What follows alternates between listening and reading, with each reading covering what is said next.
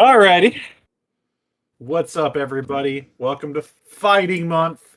And if you've been around this channel for a long time, you should know that I am a fan of fighting games. In fact, unless I'm wrong, I might be the only person that's actually done a good number of fighting games on this channel. uh, so I'm here to talk about a fighting game, which isn't hard for me to do.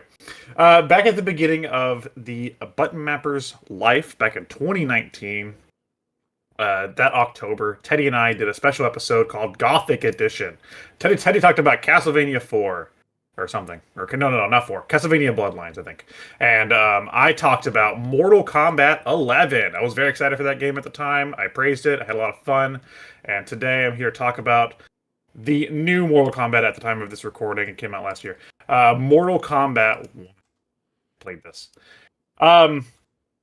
I want to give a little bit of a rundown on the history of Mortal Kombat before I talk about it, because it is relevant to this game.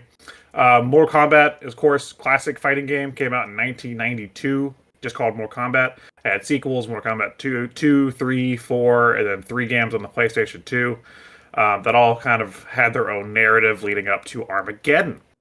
After Armageddon, they were like, shit, what do we do? That was literally the end of the world. So they rebooted the series with a narrative with time travel, where Raiden sent himself a message back in time, and that reboot, now people call it MK9, but really the game is just called Mortal Kombat. And after Mortal Kombat, they did Mortal Kombat X and 11, which were all their own narratives. But something funny happened in Mortal Kombat 11. It was also about time travel. And there was this lady named Chronica who was like controlling time and stuff, and people wanted to kill her. And at the end of that game, spoilers, Liu Kang beat her and became a elder god. Basically, he controls time now. So they rebooted the franchise again with Mortal Kombat 1, and this is where we are. Mortal Kombat 1 is Liu Kang, Fire God Liu Kang's new timeline. It's a really cool idea on paper. I was really excited for this game because it's their chance to take the established Mortal Kombat world and characters and make a whole new version of the story and versions of these characters. Do they succeed? Sorta. Mortal Kombat 1 is a game that is the first in its own, I guess, new timeline, even though it does connect to the previous games. It follows Kung Lao and a human version of Raiden, who are training under Fire God Liu Kang in the Mortal Kombat tournament. It tries to mix things up, like, for Raiden is a human in this version. The evil character Shang Tsung, who's usually the bad guy in a lot of the games, is like he's like a street potion peddler. Shao Kahn, who's like Shao Kahn, who's the big emperor guy. He's like General Khan in this, so he's not even an emperor anymore. They try to turn things on its head, and it's very cool at first. They take some of the lesser-known characters from the PlayStation 2 era and like basically make them new characters, give them new powers and abilities and like designs. And I was very excited for this title. The gameplay is great. The game looks fantastic. The story mode is fun. My biggest downside with this title comes with two things, and both of them feel like they were maybe WB intervened. I'm not sure about this, but it felt like the game wanted to do more with these concepts, and they didn't get a chance to. The first one is the fact that it is a live service game.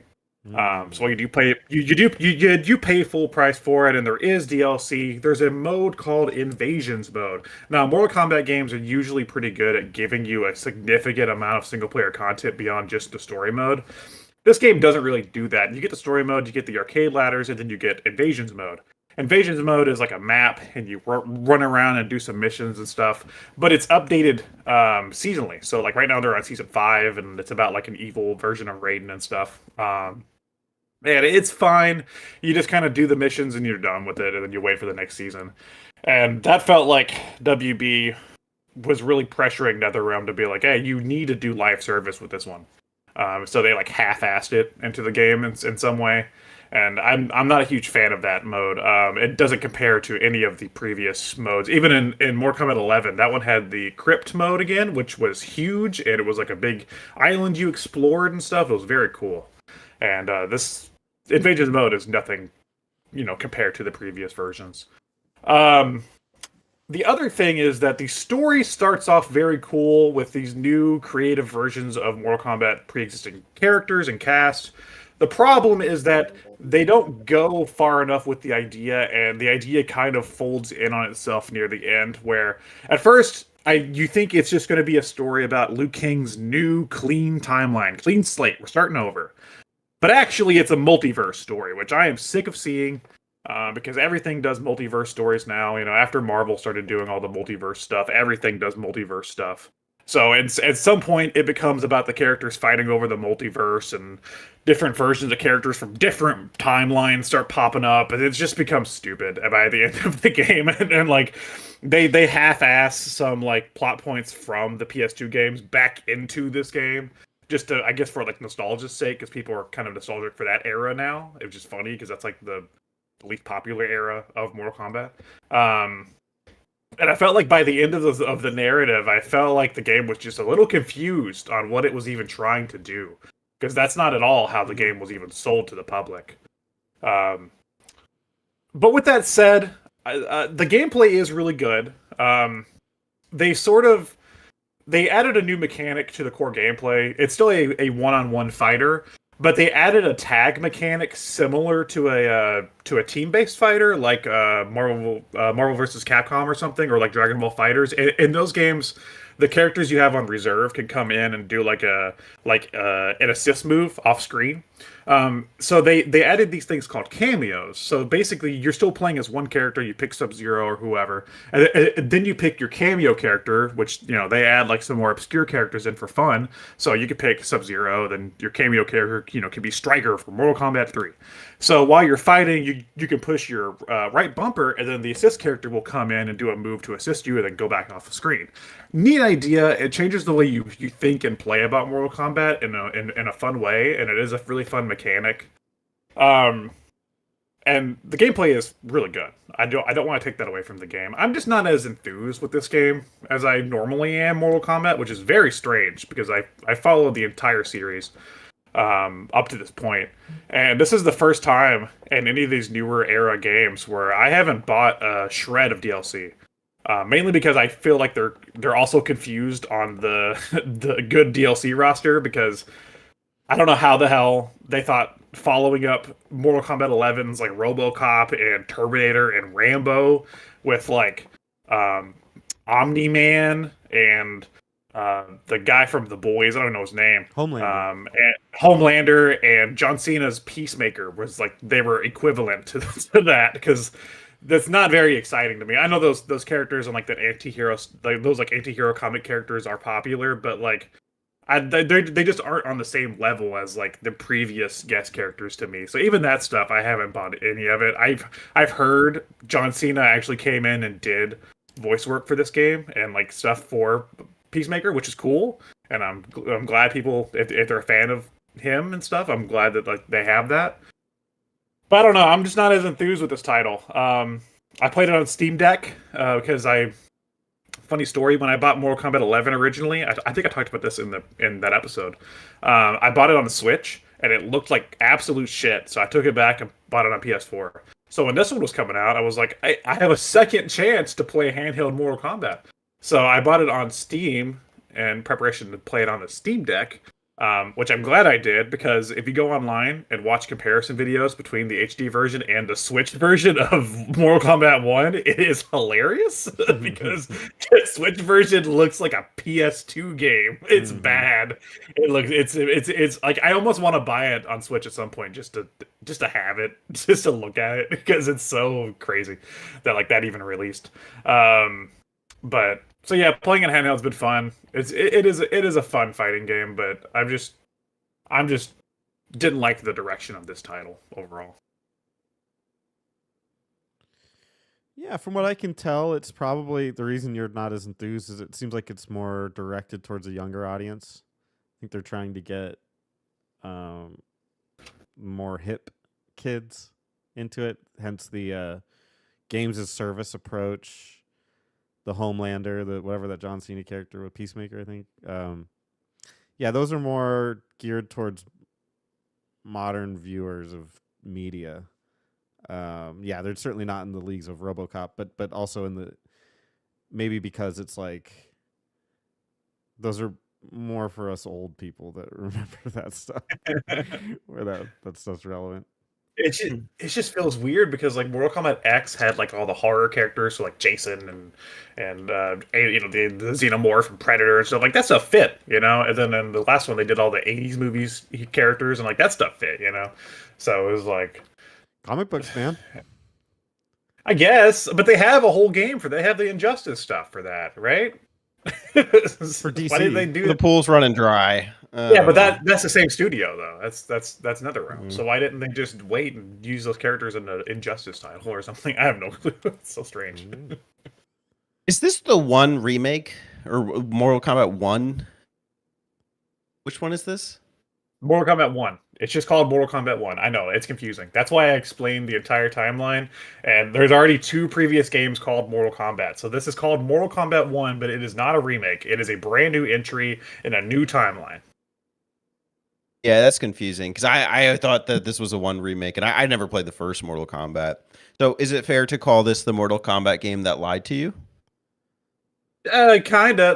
Like I said, the marketing was focused on, oh man, they restarted the timeline at the end of the last game, which we knew that was going to happen because the way that game ended. And it was like, oh man, this is going to be a crazy new timeline. And then they quickly, by the end of the game, they were like, oh, this just kidding. There's a million timelines, and they're all converging on each other. And it's like, well, that's not what you. Well, that's not what you sold me. I will challenge you on that because I'm literally watching the trailer for it, and maybe it seems like there are multiple trailers. So I forgive you if you missed this. I'm talking about the earliest trailer, like when they Gotcha. first showed the game. Because the one I'm watching, it says the official launch trailer, and it specifically has 2 different versions of Johnny Cage fighting each other. Yeah, that's later. But I'm talking like when they first showed the game off. They showed like this cool trailer of like human Raiden and like a field, you know, and like they showed like Johnny's mansion and stuff, and it was like, oh, a fresh new take on a new timeline, you know. Gotcha. They didn't mention any of this multiverse shit. It's a tired idea at this point, man. Yeah, I don't even think it's good in Marvel. I don't like what they're doing either. So I really don't understand why everybody's. I can understand why they're doing it from like a historical perspective because they have all this content. It's like, how do we use this back library of nonsense? And it's like, just make a multiverse and throw them all in there. It's like, okay.